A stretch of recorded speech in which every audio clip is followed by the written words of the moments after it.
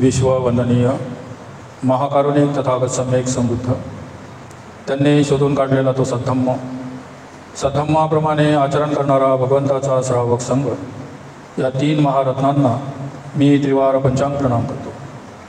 Bodhisattva परमपूजनीय doctor Babasaheb Ambedkar यांच्या धम्मक्रांतीमध्ये संपूर्ण जीवन समर्पित करून विहारामध्ये उपस्थित सर्व श्रद्धावंत शील संपन्न बौद्ध उपासक उपासिका, बाल आणि बालिका, तुमच्याप्रती मंगलाची कामना करतो. बुद्ध धम्म संघ या तीन रत्नाच्या प्रतापाने तुमच्या संसारातील सर्व आपत्ती विपत्ती दुःख संकट सर्व नष्ट हो, सुख शांती वैभवाची तुम्हाला प्राप्ती हो, अशी मंगलमय कामना करून आजच्या देशनीला सुरुवात करतो. आजचा विषय स्त्रियांची धम्मदीक्षा. आज ज्या ज्या स्त्रियांनी जीवनामध्ये जे उन्नती केली, प्रगती केली, जे काही भरारीक मारली, या सर्वाचं जे सूत्रधार आहे ती आहे महाप्रजापती गौतमी. त्या अगोदर स्त्रियांना स्वातंत्र्य नव्हतं.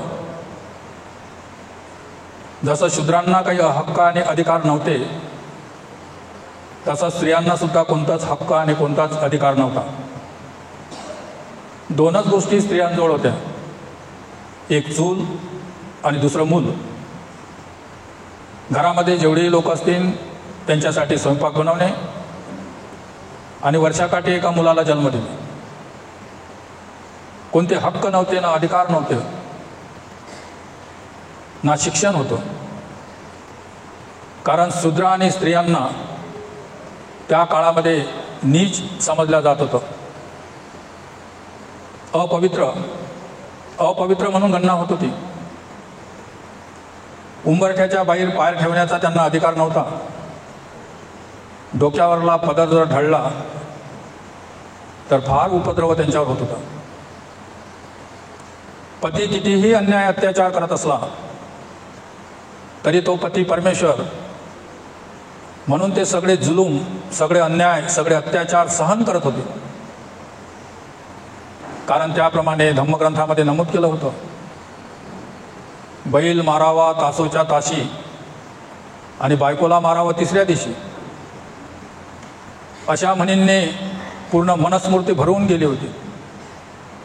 स्त्रियांना निर्बुद्ध, अशिक्षित, केवळ मादी म्हणून स्त्रीचा उपयोग होत होता. तिला कोणता अधिकार नव्हता, तिला कोणता मान नव्हता, ना तिला कोणता सन्मान नव्हता. लहानपणामध्ये स्त्रियांचे लग्न होत होते 9 वर्षाची असताना, आणि जोपर्यंत ते सज्ञान होत नाही तोपर्यंत कधी कधी मातेपित्यांच्या घरी ठेवत होते किंवा तेही ठेवत नव्हते. तिचा गौना होत होता. आणि एखाद्या मुलीचा गौना झाला म्हणजे संबंध फिट्ट झाला, साक्षगंध झाला, आजच्या भाषेमध्ये त्याला साक्षगंध म्हणतात, आणि त्याच्या काही दिवसांनी जर तिचा तो पती मरण पावला तर मग तिला दुसरं लग्न करता येत नव्हतं. त्याच्याच भरोशावर जीवन जगावं लागत होतं. आणि तिला मग काही असं ठेवत नव्हते, कारण असं जर राहिलं तर काही प्रॉब्लेम होऊ शकते, फार आपल्या परिवारावर काही आपत्ती येऊ शकते, आपल्या कुळाची बदनामी होऊ शकते. म्हणून तिला विद्रूप करत होते. डोक्याचे केस काढून टाकल्या जात होते, पांढरे वस्त्र तिला परिधान करून दिल्या जात होते. मग ती कोण्या लग्नामध्ये नाही, ना कोण्या समारंभामध्ये नाही, ना कोणत्याच धार्मिक कार्यामध्ये तिला येता येत नव्हतं. तिला पाहणे, ती दिसणे म्हणजे महान अपशकुन, महान अपशकुन. मनुस्मृतीमध्ये एक श्लोक आहे, तेली तीस बिल्ली 20, तेली 30 बिल्ली 20, आणि होणकी दिखली तर घरीच बैस. म्हणजे तेली कोण्या कामाला निघायच्या वेळेस जर तेली जर आडवा गेला तर तो ब्राह्मण 30 पावलं मागं येत होता आणि मग निघून जात होता. तसा गेला तर अपशकुन. बिल्लीला 10% कन्सेशन होतं. बिल्ली माजर जर आडवी गेली तर 20 पावलं, मागं येत होता, नंतर आपल्या कामाला जात होता. पण ही विधवा जर दिसली तर मग घरीच बैस, म्हणजे तुझं कोणतंच काम होणार नाही. म्हणजे तेली आणि बिल्ली प्राणी मात्रापेक्षा हीन अशी अवस्था होती.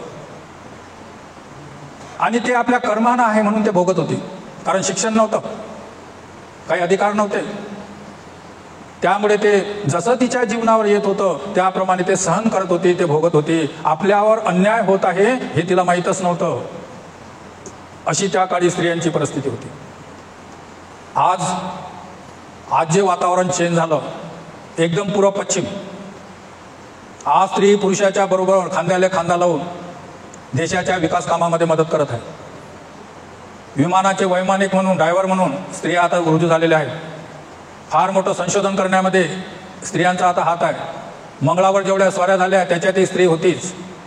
प्रत्येक क्षेत्रामध्ये स्त्री आता समानतेचं वातावरण करत आहे. मग ते कोणतीही स्त्री असो, केवळ तुमची गोष्ट नव्हे, मग ते ब्राह्मणाची स्त्री असो की क्षत्रियाची स्त्री असो की वैश्याची स्त्री असो की शूद्राची स्त्री असो, कोण्या स्त्रीला अधिकार नव्हता. पती मेल्यावर तिला लग्न करता येत नव्हतं. पण त्या माणसाची जर पत्नी लहानपणी जर मरण पावली तर तो दुसऱ्याच दिवशी दुसरी करत होता, त्याला सगळे अधिकार बहाल होते. आणि एखाद्या स्त्रीचा पती जर मरण पावला तर मग तिला खुर्चीवर बसवत होते, तिला नवरींसारखं सजवत होते आणि बँड बाजा लावून त्या पतीच्या मयतमध्ये तिला मशानभूमीमध्ये घेऊन जात होते. आणि जेव्हा ते पूर्ण मयत रचल्या जात होतं तेव्हा मग तिला काहीतरी आपू पाजून किंवा भांग पाजून त्या सरणावर बसवल्या जात होतं. आणि नंतर ते सरण चेतवलं. तिला सती म्हणत होते, सती प्रथा होती. आजूबाजूला लोक मोठे मोठे बाशे घेऊन उभे राहत होते. चटके लागल्यावर तिने उतरू नये तिला बाशानं लोटत होती. आणि ती जी आक्रोश करत होती, कारण चुलीवर स्वयंपाक करता थोडा चटका लागते, त्याची काय इजा होते, तर त्यावेळेस काय इजा होत होती की ती आक्रोश करत अशी. आणि तो आवाज लोकांना ऐकू जाऊ नये म्हणून संगीत वाजत होते, बँडबाजी वाजत होते, ढपड्या वाजत होते. एवढी मोठी दुर्दशा होती. आणि एवढी मोठ्या दुर्दशेतून आज जे समानतेचं अधिकाराचं जे वातावरण प्राप्त झालं, अनेक लोकांनी कामं केले. महात्मा ज्योतिरावजी फुलेंनी कामं केले, तुकाराम महाराजांनी लय आघात केले, शिवाजी महाराजांनी त्याच्यावर आघात केले, छत्रपती शाहूजी महाराजांनी कार्य केलं, सावित्रीआईंनी कार्य केलं, आणि बाबासाहेबांनी तर मग घटनेमध्ये लिहूनच ठेवलं आणि सर्व स्त्रियांना मुक्त करून टाकलं, आजाद करून टाकलं. पण एवढे मोठे आजाद झाल्यावर या स्त्रीला आमच्या आझादीची जनक कोण आहे, कोण ते स्त्री आहे जिनं आमची मुक्ती केली, हे मात्र स्त्रियांना माहीत नाही. आणि कधी त्या स्त्रिया त्या महाप्रजापती महालक्ष्मीचं कधी नाव घेत नाही. ते इकडे दुसऱ्या गोष्टीमध्ये पडलेलं आहे. विद्येची देवता तर मग सरस्वती. आता ज्या गोष्टी सावित्री आईला ते विसरून गेले, तर प्रजापतीला गोष्ट कशी लक्षात राहणार. एवढी मोठी उपकार करती ती आहे म्हणून तिला प्रजापती म्हणतात. प्रजा म्हणजे लोक आणि पती म्हणजे मालक. स्त्रियांची उन्नती प्रगती करणारी ती माऊली. इथून त्याची सुरुवात झालेली आहे. जेव्हा तथागत सम्यक संबुद्ध आपल्या कपिलवस्तू नगरामध्ये गेले होते, मात्या पित्यांच्या सगळ्यांच्या भेटीगोटी झाल्या होत्या. एका शाक्यकुळातील एका तरुणांनी दीक्षा घेतली, ते आपण काल पाहिलं. तेव्हा प्रजापती गौतमी आणि काही शाक्य स्त्रिया तिच्या मैत्रिणी त्या तथागताकडे गेल्या होत्या. भगवंताला याचना केली होती की भगवान, जसं तुम्ही आता या पुरुषांना तुमच्या संघामध्ये सामील करून घेत आहे, तसं आम्हाला महिलांना सुद्धा सामील करून घेतलं तर फार चांगलं होईल. तेव्हा तथागत म्हणाले होते की नाही गौतमी, नको गौतमी, असा विचार तुझ्या मनामध्ये येऊ देऊ नकोस. तिनं दुसऱ्यांदा विनंती केली आणि तिसऱ्यांदाही विनंती केली. तथागतांनी तिन्ही वेळा तिच्या विनंतीला नकार दिला. आणि भगवंताचं ते कपिलवस्तूची भेट संपल्यानंतर भगवान तथागतांनी त्यांचा भिक्षू संघ कपिलवस्तूवरून निघून गेला. तथागताने आपल्या स्त्रिया लोकांना परमिशन दिली नाही, याचा प्रजापती गौतमीच्या मनावर फार परिणाम झाला. आणि तिने मग एक दिवस सर्व शाक्य स्त्रियांची मीटिंग घेतली. आणि त्या मीटिंगमध्ये त्यांनी निर्णय घेतला की तथागतांनी आपल्याला परिवर्जा देण्यासाठी नकार दिलेला आहे, पण हा काही त्यांचा शेवटचा नकार नाही. आपण जर थोडे काही प्रयत्न केले तर ते आपल्याला सामील करून घेऊ शकतात. म्हणून त्या बाकीच्या ज्या शाक्य स्त्रिया होत्या त्यांनी मग आपल्या प्रजापतीला, आपला लीडर, का तू आमची लीडर आता मुखिया आणि तू म्हणशील त्याप्रमाणे आम्ही करायला तयार आहोत. तेव्हा मग प्रजापती गौतमी आणि 500 शाक्य स्त्रिया यांनी दीक्षा घेण्याचं कबूल केलं. आणि भगवान तशी दीक्षा देणार नाहीत तर आपण पहिलेच तसे वस्त्र ग्रहण करू म्हणून सर्व शाक्य स्त्रियांनी डोक्याचे मुंडन केले, पीतवस्त्र, चिवरासारखे वस्त्र धारण केले आणि आपला गृहत्याग केला आणि निघाल्या भगवंताला भेटण्यासाठी. असं दाखवण्यासाठी की आम्ही अगोदरच संन्यास घेतला, आता तुम्ही दीक्षा द्या. आम्ही सगळं मुंडन वगैरे केलं.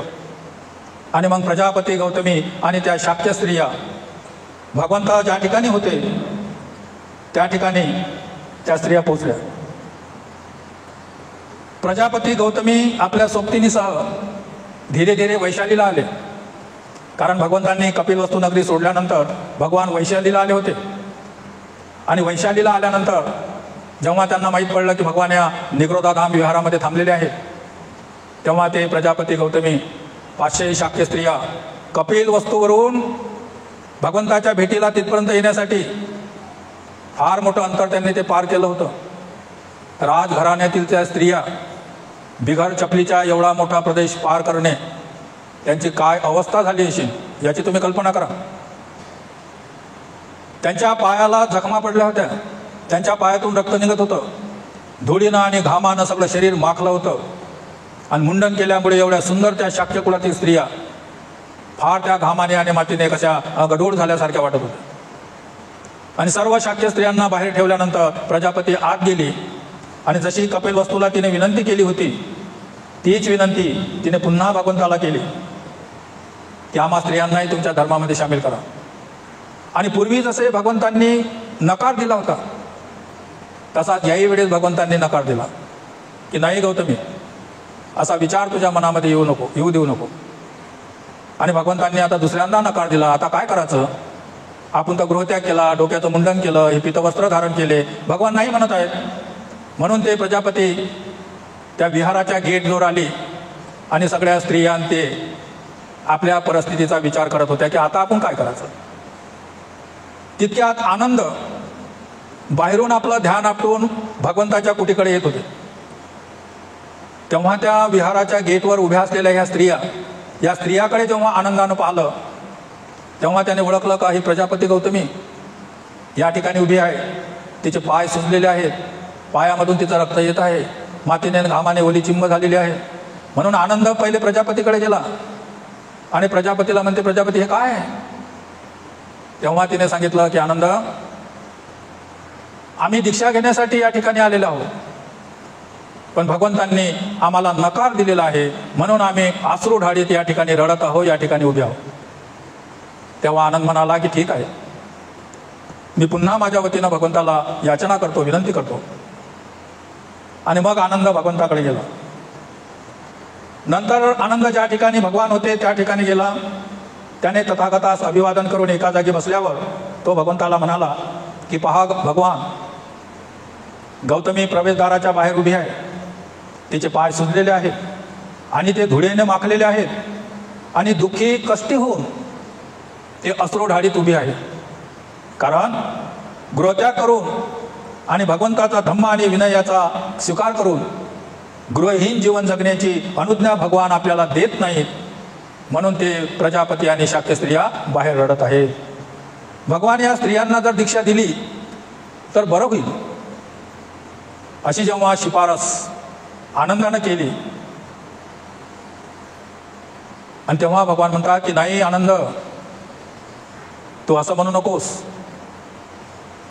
आणि तेव्हा आनंद भगवंताला म्हणतात की भगवान, महाप्रजापती गौतमी हे तुमची मावशी आहे, मावशी असून ते तुमची दाई होती. तुमची आई मरण पावली तेव्हा तुम्ही 7 दिवसाचे होते. तेव्हा तिने आपला पुत्र नंद याला दाईच्या ताब्यात दिलं आणि तुम्हाला आपला पुत्र जवळ करून आपल्या अंगावरलं तुम्हाला दूध पाजलं. प्रजापती गौतमी फार उपकार करते आहे भगवान, तिचे उपकार फार मोठे आहेत. आणि अशा उपकार करत्या आईला दीक्षा न देणे त्याला तेव्हा भगवान तिच्यावर अन्याय झाल्यासारखा होईल. म्हणून माझी अशी विनंती आहे भगवान, याचना करत आहे की तुम्ही अजून दुसऱ्यांदा विचार करा आणि काय ते सांगा. तेव्हा भगवान म्हणाले, आनंदा, स्त्रियांना तसे करण्याची संमती देणे हे योग्य होणार नाही. संन्यासी म्हणून स्त्रियांना स्वीकार करणे, त्यांना दीक्षा देणे हे आनंद योग्य होणार नाही. तेव्हा आनंदाने पुन्हा भगवंताला दुसऱ्यांदा तिसऱ्यांदा तेच विनंती केली आणि भगवंताने तिन्हीदा आनंदाला नकार दिला की नाही आनंदा, हे शक्य नाही. नंतर कबीर आनंदास म्हणतात की भगवान, स्त्रियांना आपण परिवर्जा देत नाही, याला काय कारण आहे ते तरी मला सांगा. शूद्र आणि स्त्रिया अस्वच्छ आणि हीन दर्जाच्या असल्यामुळे त्यांना मोक्ष मिळू शकत नाही, हे ब्राह्मणाचं तत्वज्ञान आहे. शूद्र आणि स्त्रिया त्या अस्वच्छ आहेत, हीन दर्जाच्या आहेत, म्हणून त्यांना मोक्ष मिळू शकत नाही, असं ब्राह्मणाचं मत आहे. हे भगवंतांना माहीत आहे. तरी सुद्धा भगवंतांनी आपल्या धम्मामध्ये शूद्रांना स्थान दिलं नाही काय? मग जर भगवंतांनी शूद्राला स्थान दिलं तर मग स्त्रियांना स्थान देण्यात काय अडचण आहे? ज्याप्रमाणे ब्राह्मण स्त्री पुरुषामध्ये भेद करतात, त्याप्रमाणे तथागत सुद्धा स्त्री आणि पुरुषामध्ये भेद करतात काय? तेव्हा भगवान म्हणाले की ज्याप्रमाणे पुरुष आर्य विनयाने विनीत होऊन, आर्य दृष्टीने परिचित होऊन तो निर्वाण मार्ग गाठू शकतो, त्याप्रमाणे स्त्रिया सुद्धा आर्य विनयाने विनीत होऊन आर्य दृष्टीला धारण करून अहर्तपद प्राप्त करू शकतात. ज्याप्रमाणे पुरुष प्राप्त करू शकतात, त्याप्रमाणे स्त्रियाही प्राप्त करू शकतात. पण मी जे नकार देत आहो, आनंदा, तू माझ्याविषयी गैरसमज करून घेऊ नकोस. स्त्री पुरुषातील विषमतेचा तत्वाचा मी पुरस्कर्ता नाही. मी स्त्री पुरुषामध्ये भेद करत नाही. मी स्त्री पुरुषामध्ये विषमता मानत नाही. जसे पुरुष विनयाचा आणि धम्माचा आचरण करून अर्थपद प्राप्त करू शकतात, तशा स्त्रिया सुद्धा प्राप्त करू शकतात. हे माझं मत आहे, हे मला माहीत आहे. परंतु काही व्यवहारिक गोष्टी आहेत. स्त्री पुरुषामधला मी विषमता नाही, पण काही व्यवहारिक गोष्टी आहेत आणि त्या व्यवहारिक गोष्टीमुळे मी स्त्रियांना प्रवज्या देण्यास नकार देत आहे. काही व्यवहारिक गोष्टी आहेत. कारण त्यावेळेस जो भिक्षू संघ होता, पुरुष मंडळी होती, त्यांच्याकडे मोठ्या मुश्किलने 3च वस्त्र त्या काळामध्ये भिक्षूंना प्राप्त होत होते. आजच्यासारखे जसे कपड्यांचे उद्योग, कारखाने, मोठमोठे उद्योग निर्मिती आहे, तेव्हा त्यावेळेस काही नव्हतं. स्वतः हाताने शेतात जाऊन कपाशीचा कापस काढून त्याला नंतर ते धुणून, त्याच्यानंतर विणकरी करून, नंतर त्याला विणून, नंतर त्याला कलरिंग करून, नंतर त्याचे वस्त्र तयार करून वापरत होते. तेव्हा भिक्षूला त्या काळामध्ये 3 चिव्र मोठ्या मुश्किलनं प्राप्त होत होते. 3 चिव्र म्हणजे एक लुंगीसारखं नेसण्याचा अंतर्वास, अंगावर घेण्याचं हे उतरासंग आणि खांद्यावर असलेली एक संगाठी. 3च वस्त्र भिक्षूंकडे होते. आणि जेव्हा पावसाळ्यामध्ये कधी ते वस्त्र ओले होत होते किंवा ते वस्त्र जास्त खराब होत होते, तेव्हा मग ते भिक्षू जंगलामध्ये एकांतामध्ये जाऊन ते सगळे वस्त्र धुवून टाकत होते किंवा एखाद्या वृक्षावर, झाडा झुडपावर वाळू टाकत होते. आणि जोपर्यंत कपडे वाळत नाही तोपर्यंत ते एक तर कोण्या गुफामध्ये जात होते किंवा कोण्या खंडगरमध्ये कोण्या वृक्षाच्या आड बसत होते आपली नग्नता झाकण्यासाठी. परंतु स्त्रियांच्या बाबतीत, कारण स्त्रीचा भाव स्वभाव अलग आहे, या स्त्रियांना केवळ 3 वस्त्रामध्ये जमणार नाही, कारण त्यांचे अनेक प्रॉब्लेम आहेत. आणि अशा पद्धतीनं हे भिक्षू अशा पद्धतीनं करतील. आणि स्त्रियांच्या बाबतीत आनंद असं घडलं, त्यामुळे लोक नाव ठेवतील, लोक दोष लावतील, काहीतरी प्रॉब्लेम, अनेक गोष्टी निर्माण होऊ शकतात. मी स्त्री पुरुषांच्या मध्ये विषमता मानत नाही, पण काही व्यवहारिक गोष्टी आहेत, त्याच्यासाठी मी नाही म्हणत आहे. आणि भगवंताची ही गोष्ट समजल्यानंतर ठीक आहे आनंद, हे खरे कारण समजल्यामुळे मला फार आनंद झाला. परंतु व्यवहारिक अडचणीमुळे भगवंतांनी तिची विनंती अमान्यच केली पाहिजे असं काही जरुरी आहे का? यामुळे आपल्या धम्माला ग्लानी येणार नाही काय? का जसे ब्राह्मण स्त्रियांचा विरोध करतात, स्त्रियांना हीन समजतात, त्याप्रमाणे भगवान सुद्धा स्त्रियांना हीन समजतात, असं लोक धारण करणार नाही काय? त्यामुळे आपल्या धम्माला दोष लागणार नाही काय? जसे ब्राह्मण स्त्रियांचे विरोधी आहेत तसे तथागत सुद्धा स्त्रियांचे विरोधी आहेत असे लोक म्हणणार नाही का? किंवा भगवान ह्या ज्या व्यावहारिक अडचणी आहेत याच्यातून काही असा वेगळा नियम किंवा वेगळे काही विनय तुम्हाला निर्माण करता येणार नाही काय? की ज्यामुळे स्त्रियांना दीक्षा केल्यानंतर हे प्रॉब्लेम निर्माण होणार नाही? अशा पद्धतीनं जेव्हा आनंदाने समजावून सांगितलं तेव्हा भगवान म्हणतात की आनंदा ठीक आहे, माझा धम्म आणि त्याचे पालन करून परिवर्जा घेण्याची अनुज्ञा स्त्रियांना दिलीच पाहिजे. असं जर महाप्रजापती गौतमीचा आग्रह असेल तर मग मी त्याला संमती देतो. पण मी 8 अटीवर संमती देतो. या 8 अटीचं महाप्रजापती गौतमी तंतोतंत पालन करेल असं जर ते वचन देत असेल तर मग तिला प्रवज्या देता येते, भिक्षुणी होता येते. आणि नंतर भगवंतांनी मग त्या 8 अटी कोणत्या हे आनंदाला स्पष्ट करून सांगितलं. आणि गौतमीने त्याचा मोठ्या आनंदाने त्याचा स्वीकार केला. गौतमीला जेव्हा ह्या गोष्टी सांगितल्या आनंदाने, तेव्हा गौतमी म्हणाले की आनंद, ज्याप्रमाणे कुमारिका स्त्रिया आंघोळी केल्यानंतर आपल्या शरीराला सजवतात, गजरे तयार करतात, शरीराला सजवून गजरे धारण करतात आणि सजल्या धजल्याशिवाय त्या कुठंच निघत नाही, एवढा स्त्रियांना हा शृंगार प्रिय आहे. त्याही पेक्षा हे भगवंतांनी जे 8 नियम मला घालून दिले त्याचं मी पालन करण्याचा संकल्प करते. तेवढा नियम मी मरेपर्यंत मी त्या 8 नियमाचं पालन करते. आणि असं जेव्हा तिने सांगितलं, नंतर तिने आनंदाने त्याला वंदन केलं. तथागतांनी स्त्रियांना प्रजापतीला दीक्षा दिली आणि बाकीच्यांना एका भिक्षूच्या हस्ते दीक्षा देऊन या स्त्रियांचा धम्मामध्ये प्रवेश स्वीकार केला. असे प्रकार त्या 8 अटी जोपर्यंत ह्या कायम होत्या भिक्षुणी जीवनामध्ये आणि गृहस्थ स्त्रिया गृहस्थ जीवनामध्ये त्या 8ही नियमाचं पालन करत होत्या. जोपर्यंत हे पालन करत होत्या तोपर्यंत सगळे व्यवहार बराबर चालत होते. आता त्या 8 नियमाला कोणी मानत नाही ना, 8 नियमाला कोणी जुमानत नाही ना, भिक्षुणी मानत नाहीत ना, आपल्या व्यवहारिक जीवनातील स्त्रिया ज्यांना तुम्ही उपासिका म्हणता ते मानत नाही. आणि ते जे बंधनं घातले होते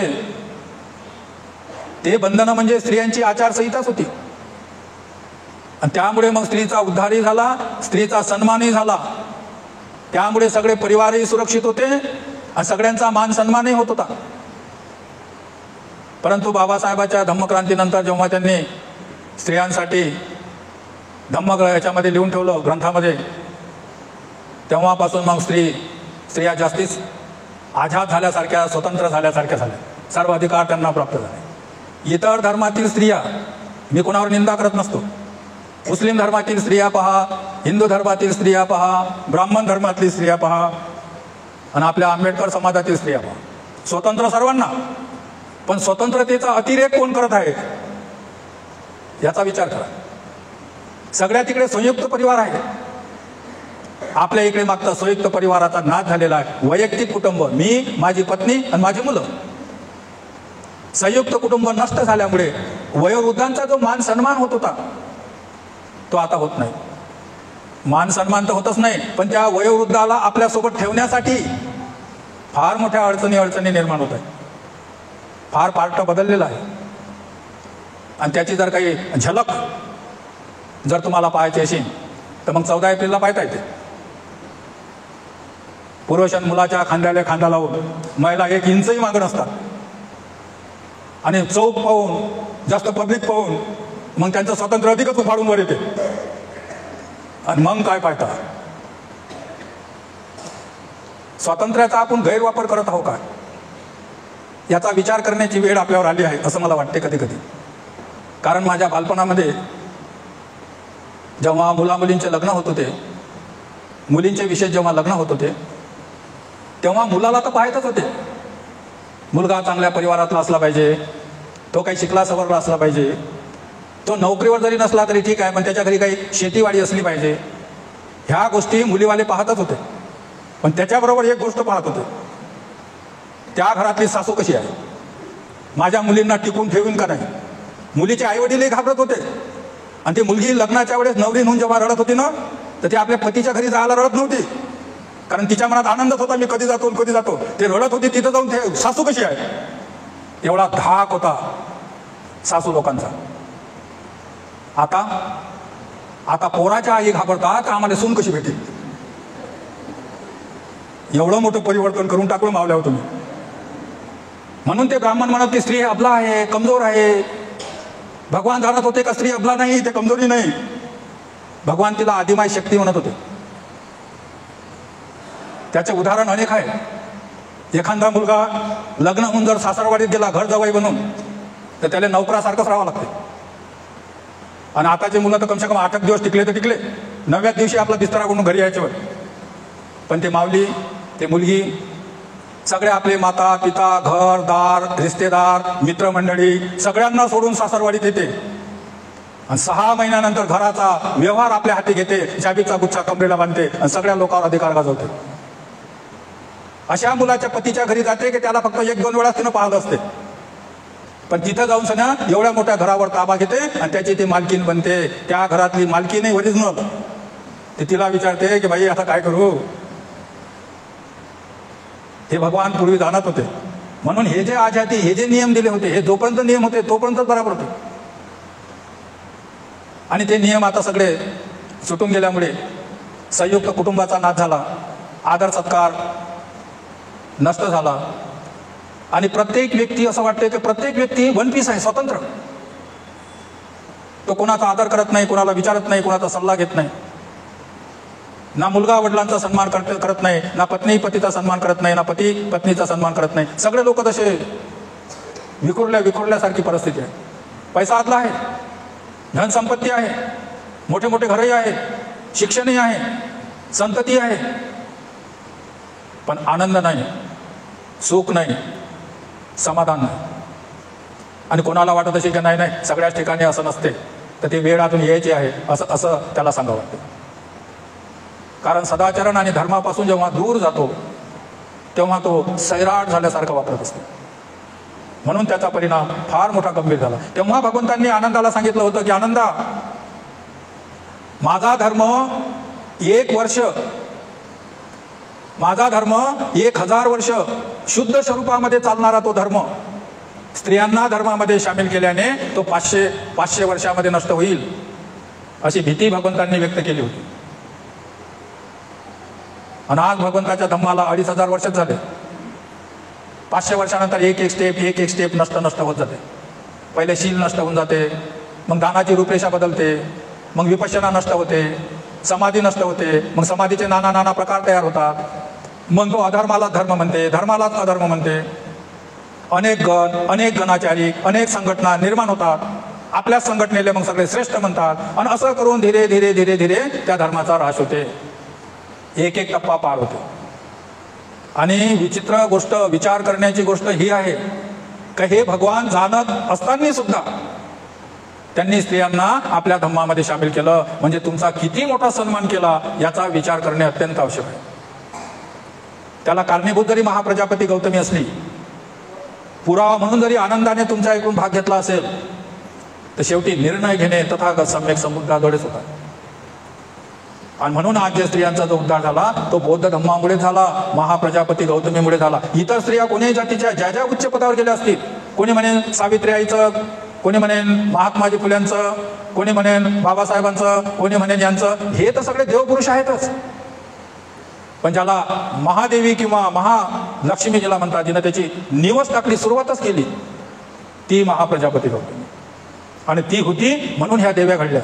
मग ते सावित्री आईचं नाव घ्या, का रमाईचं नाव घ्या, की जिजाईचं नाव घ्या, की अजून कोणाचे नाव घ्या, त्याची सुरुवातच या महाप्रजापती गौतमीपासून झाली.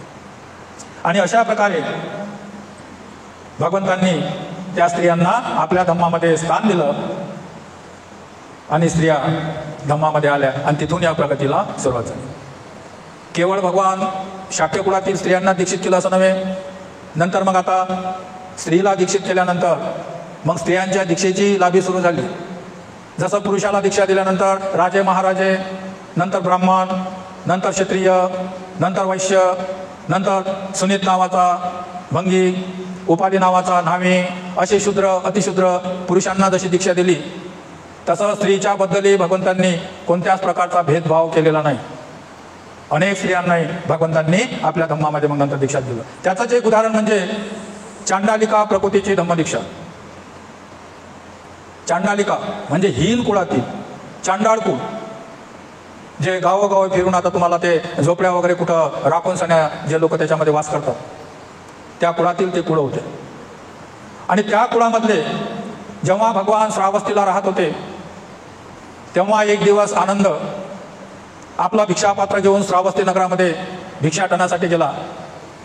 आणि त्याला मिळेल ते भिक्षा त्याने स्वीकार केल्यानंतर त्याने एका वृक्षाखाली नदीच्या किनारी भोजन केलं. आणि भोजन केल्यानंतर पाणी पिण्यासाठी म्हणून तो पाहते तर नदीच्या पात्रामध्ये उन्हाळ्याच्या दिवसामध्ये ते पाणी आटल्यानंतर तिथं पाण्यामध्ये असे झिरे करत राहतात. आणि त्या झिऱ्यातून कोणी पाणी भरत होते. कोण्या ठिकाणी विहिरीचं उदाहरण आहे, तर त्या ठिकाणी एक मुलगी पाणी भरत होती. तेव्हा आनंद भोजन केल्यानंतर त्या मुलीकडे गेला आणि त्या मुलीला म्हणते की ताई, मी आता भोजन केलं, मला पाणी पाहिजे. तेव्हा ती मुलगी म्हणते की महाराज, मी चांडालिका आहे, म्हणजे हीन जातीतली आहे. आणि उच्चवर्णीय साधू महंत हीन जातीचं पाणी तर सोडा, पण त्याचा स्पर्श किंवा सावलीचाही त्यांना विटाळ होत होता. म्हणून शूद्र लोक साधू पुरुषाच्या साधू संतांच्या जवळ जात नव्हते. जेव्हा प्रकृती म्हणाली की महाराज, मी शूद्र जातीची आहे, चांडालिका आहे, तेव्हा आनंद म्हणाला की मला तुझ्या जातीशी वर्णाशी काही घेणं देणं नाही, मी आता भोजन केलं, मला पाणी पाहिजे, मला पाणी दे. म्हणून तिने आपल्या भांड्यामध्ये आनंदाला पाणी दिलं. आणि आनंद ते पाणी पिल्यानंतर आनंद मग आपल्या श्रावस्तीच्या जेतवनामध्ये आनंद निघून गेला.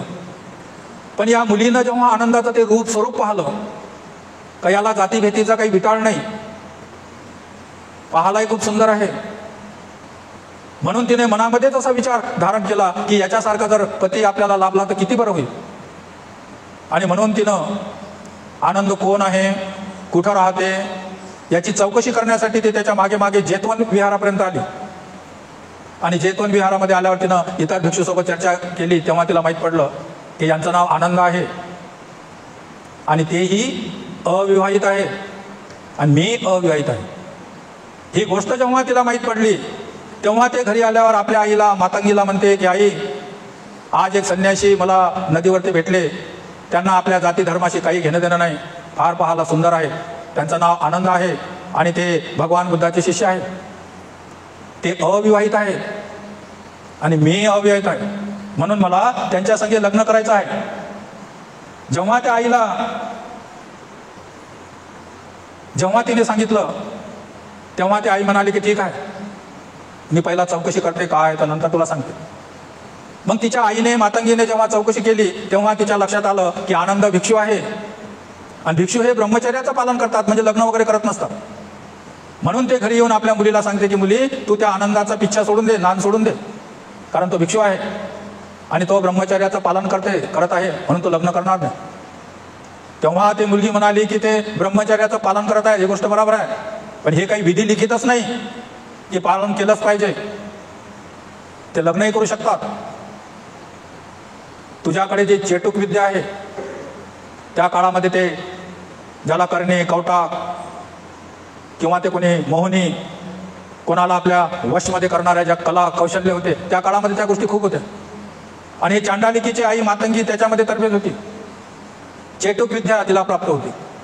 तेव्हा आई म्हणाली मातंगीला की आई, तुझ्याकडे ते चेटूक विद्या आहे, त्याचा तू प्रयोग कर. त्याचा प्रयोग केला की तो शरण आल्याशिवाय राहणार नाही, कारण तूच तर सांगत आहे की चेटूक विद्यामध्ये किती किती बल आणि पावर असते. तेव्हा तिची आई म्हणाली की होय, हे बरोबर आहे, पण ते तथागत बुद्धाचे जे शिष्य असतात त्यांच्यावर माझी चेटूक विद्या चालत नाही. अरे पण तू प्रयत्न तर करून पहा, मी लग्न करीन तर केवळ आनंदाशीच करीन, नाही तर मी मरून जाईल, आत्महत्या करीन. तिची आई म्हणाली की ठीक आहे, मी प्रयत्न करते. नंतर मग तिच्या आईने एक दिवस विहारामध्ये जाऊन दुसऱ्या दिवसचं आनंदाचं भोजन आपल्या घरी स्वीकार केलं. आणि आनंद जेव्हा भोजनासाठी तिच्या घरी गेले तेव्हा त्यांनी पूर्ण घरादाराची स्वच्छता करून ठेवली, बसाला पेशाला आसन वगैरे टाकलं आणि आनंदाला पाहिजे त्या पद्धतीचं भोजन करून आनंदाला संपूर्ण भोजन दिलं. आणि भोजन दिल्यानंतर जेव्हा त्या दानाचं अनुमोदन होते तेव्हा ती आई म्हणाली की म्हणते आनंद, हे माझी मुलगी प्रकृती तुमच्यावर खूप प्रेम करते, म्हणून तुम्ही हे जे ब्रह्मचर्याचं जीवन आहे हे सोडून द्या आणि माझ्या मुलीसंग लग्न करा. तेव्हा आनंद म्हणाला की माते हे काही शक्य नाही, मी ब्रह्मचर्याचं व्रत घेतलेलं आहे आणि आजीवन या ब्रह्मचर्याचं पालन करण्याचा माझा संकल्प आहे. तेव्हा ती आई म्हणाली की जर तिचं तुमच्या संग लग्न झालं नाही तर ही आत्महत्याही करू शकते. तेव्हा आनंद म्हणाला की मी याच्यात आता मी काय करू शकतो, पण मी लग्न नाही करू शकतो. जेव्हा आनंदाने नकार दिला तेव्हा ती प्रकृती आपल्या आईला मातंगीला म्हणते की आई, आता तुझ्या मतानं ते ऐकत नाही, तू थांब, मीच त्यांचा इलाज करते आणि कसे लग्न करत नाही तर मी पाहते. मग काय करायचं, तर ज्या खोलीमध्ये आनंद बसले आहे तू बाहेरून साखळी लावून घे. तिच्या आईनं बाहेरून साखळी लावून घेतली आणि आनंद म्हणतेला त्या रूममध्ये कोंडलं. जेव्हा रात्र झाली तेव्हा या प्रकृतीने ज्याप्रमाणे एखादी नववधू 7 शृंगार करते त्याप्रमाणे तिने 7 शृंगार केला आणि रात्रीला त्या दारामध्ये घरामध्ये प्रकृती गेली. आणि प्रकृती गेल्यानंतर तिच्याकडे जेवढेही काही कला कौशल्य असतील, ज्या ज्या गोष्टीचा तिला वापर करता येते आनंदाला तयार करण्यासाठी, त्या सगळ्या गोष्टी तिने करून टाकल्या. पण आनंदानं जे बैठक मारली होती ते बैठक काही आनंदानं उकलली नाही आणि आपले डोळे जे बंद केले होते आनंदानं डोळे काही उघडले नाही. तिची सगळी मेहनत वाया गेली पण आनंद जाग्यावरून हललाच नाही. जेव्हा ते मुलगी सगळे प्रयत्न करून जेव्हा ते फेल झाले तेव्हा त्या आईला म्हणते की आई, आता तुझी चेतक विद्या दाखव. आणि तेव्हा मग मातंगीनं आपल्या चेतक विद्येचा जेव्हा प्रयोग केला तर त्या खोलीमध्ये आग लागली. चारही बाजूनं त्या खोलीमध्ये आग लागली आणि त्याच्या मधामध्ये आनंद आणि ह्या दोघी मायलेकी. तिच्या आईने आनंदाचे वस्त्र पकडले आणि आनंदाला म्हणाली, बऱ्या गुमानाने माझ्या मुलीशी लग्न करा, नाही तर मी तुम्हाला उचलून या आगीमध्ये फेकून देईन.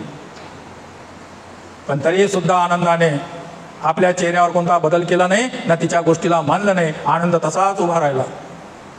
आणि शेवटी सकाळचा जेव्हा सूर्योदय होण्याची जेव्हा वेळ येते, संपूर्ण रात्र संपून गेली, मायलेकीचे सगळे प्रयत्न वाया गेले, तेव्हा मग त्यांना वाटलं की आता हा काही फाशात पडत नाही. म्हणून त्यांनी त्या रूमचं दार उघडलं आणि मग आनंद जेतवन विहारामध्ये निघून गेला. दुसऱ्या दिवशी आनंदानं चालिका करून जेव्हा जेतवन विहारामध्ये आला तेव्हा आनंदाने भगवंताला सर्व हकीकत सांगितली.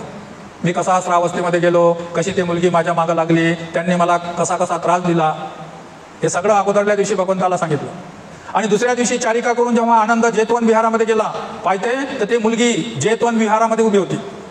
म्हणजे त्या दुसऱ्याही दिवशी तिने आनंदाचा पिच्छाच केला होता. आणि नंतर परत आल्यावरी आनंदाने तथागताला ती हकीकत सांगितली. आणि आनंद म्हणाले की भगवान, ती मुलगी जेतवन विहारामध्ये आली आहे. तेव्हा भगवान म्हणाले की आनंदा, दुसऱ्यांना सांगितलं की जा त्या मुलीला बोलावून आणा. आणि मग त्या प्रकृतीला तथागतांनी आपल्याजवळ बोलावून आणलं आणि तिला विचारलं की तुझी काय इच्छा आहे. ते म्हणाले की मी आनंदावर खूप प्रेम करते, त्यांच्या बगैर मी जीवन जगू शकत नाही, मला त्यांच्याशीच लग्न करायचं आहे. तेव्हा भगवान म्हणतात की आनंदाने डोक्याचं मुंडन केलं आहे, पहिले तूही डोक्याचं मुंडन कर आणि डोक्याचं मुंडन केल्यावर मग काय करता येते हे मी नंतर पाहणार आहे. आणि म्हणून ते चांडालिका घरी गेली आणि आपल्या आईला म्हणते की आई, तुझ्याच्यानं जे नाही जमलं ते मी करून दाखवलं. भगवंतांनी मला वचन दिलं आनंदाशी लग्न करण्याचं, फक्त मला डोक्याचे केस काढायचं आहे, मुंडन करायचं. तर तिची आई म्हणते की नाही, तू डोक्याचं मुंडन नाही करू शकत, कारण चांडालिका जे कुळ राहते त्या कुळामध्ये जटा वाढवतात, जटा काढत नसतात. आणि त्या कुळामध्ये जर कोणी जटा काढल्या तर हे जे विद्या असते ते विद्या एक नष्ट होते किंवा लुप्त होते किंवा त्यातलं जे बल पॉवर असते ते कमजोर असते. ते मातंगी जाणत होती. ते म्हणाली की नाही, तू डोक्याचे केस काढू नको, कारण तू माझी मुलगी आहेस.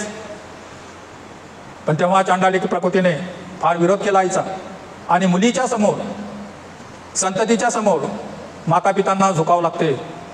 त्याप्रमाणे ते चांडालिका ते सुद्धा झुकले. ठीक आहे, तुझी जशी इच्छा आहे त्या पद्धतीनं तू कर. अशा प्रकारे आईनं परमिशन दिल्यानंतर नंतर तिनं डोक्याचे केस काढले आणि डोक्याचे केस काढल्यानंतर ते भगवंताकडे गेले. कारण भगवंताची धम्मदेशना देण्याची जी पद्धत असते ते फार वेगळी असते. तुम्ही त्या पटाचाराची कथा ऐकली असेल. सगळं पुत्रानं जेव्हा ते व्याकुल आणि परेशान झाली होती, एवढा दुःख वेग झाला होता की त्या दुःखामध्ये तिला कोणता धर्म सांगता येत नाही, ज्ञानाच्या गोष्टी सांगता येत नाही. जेव्हा दुःख असते तेव्हा सांगण्याची तथागताची दुसरी पद्धत असते. तिला कोणाच्या घरून मोहरी आणायला सांगितलं होतं. आता हे मातंगीची मुलगी आहे, चटुक विद्या जाणणारी आहे, हे केस काढणार नाही हे तथागत ओळखत होते. पण तिनं जेव्हा केस काढून इकडे आली म्हणजे आता ते आपल्या घरी परिवारात जाऊ शकत नाही अशी परिस्थिती त्यांनी पाहिली.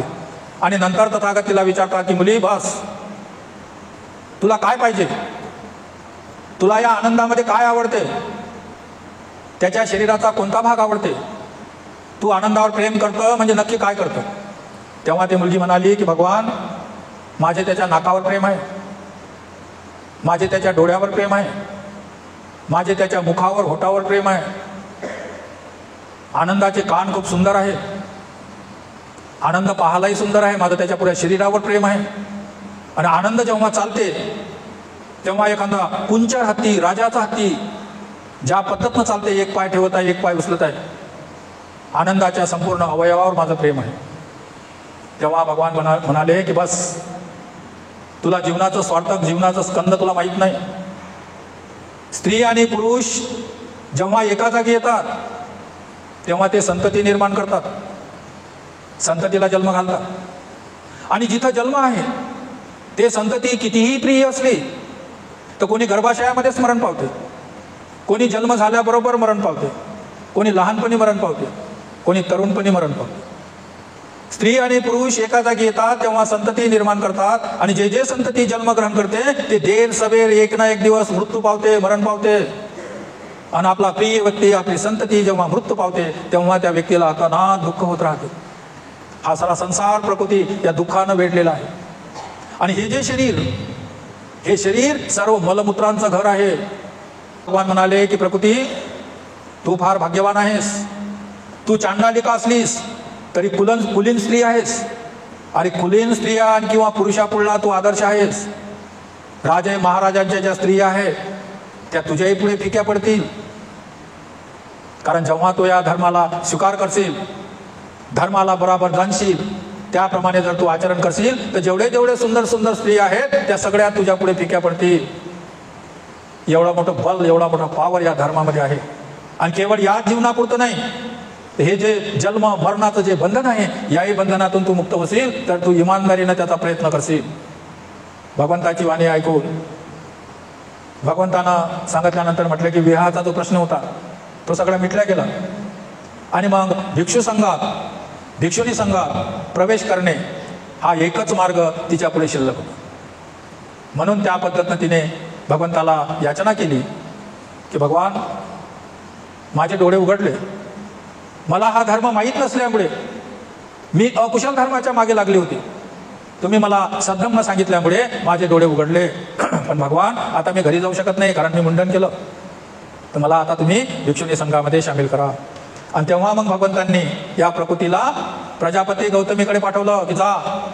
आणि नंतर प्रजापती गौतमींनी या प्रकृतीला, जरी ते चांडालिका हीन कुळातील होती तरी तिने, भगवंतांनी तिला आपल्या धम्मामध्ये दीक्षित केलं. आणि अशा प्रकारे स्त्रियांच्या धम्म दीक्षेचा मार्ग मोकळा झाला. मग जे जे लोक भगवंताकडे येत होते, कोण्याही कुळाचे गोत्राचे असो, पुरुष मंडळी असो की स्त्री असो, ज्यांच्यामध्ये वैराग्याचा भाव जागत होता ते तथागताकडे येत होते. कोणी भिक्षू संघामध्ये सामील होत होते, कोणी भिक्षुणी संघामध्ये सामील होत होते. अशा प्रकारे भगवंतांनी जातीभेद न मानता सर्वांप्रती समानतेचा अधिकार ठेवून आपल्या धम्मामध्ये सामील करत होते. केवळ भगवान या स्त्री पुरुष शूद्र यांनाच नव्हे तर जे पतित लोक होते, मोठमोठे दरोडेखोर, लूटपाट करणारे, हिंसा करणारे, अशा पतित लोकांना सुद्धा भगवंतांनी आपल्या धम्मामध्ये दीक्षा दिली. त्यानंतर एका पतित पुराण टप्पूची धम्मदीक्षा आणि त्यानंतर आहे अंगुलीमालाची धम्मदीक्षा. अंगुलीमालाच्या धम्मदीक्षेची उदाहरणं आपल्या सगळ्या लोकांना माहिती असतात, तरी पण आपण थोडक्यामध्ये त्याचा भाग घेणार आहोत. पण अंगुलीमालाची धम्मदीक्षा आपण उद्या पाहणार आहोत. आजचं पठण आपलं इथंच थांबवणार.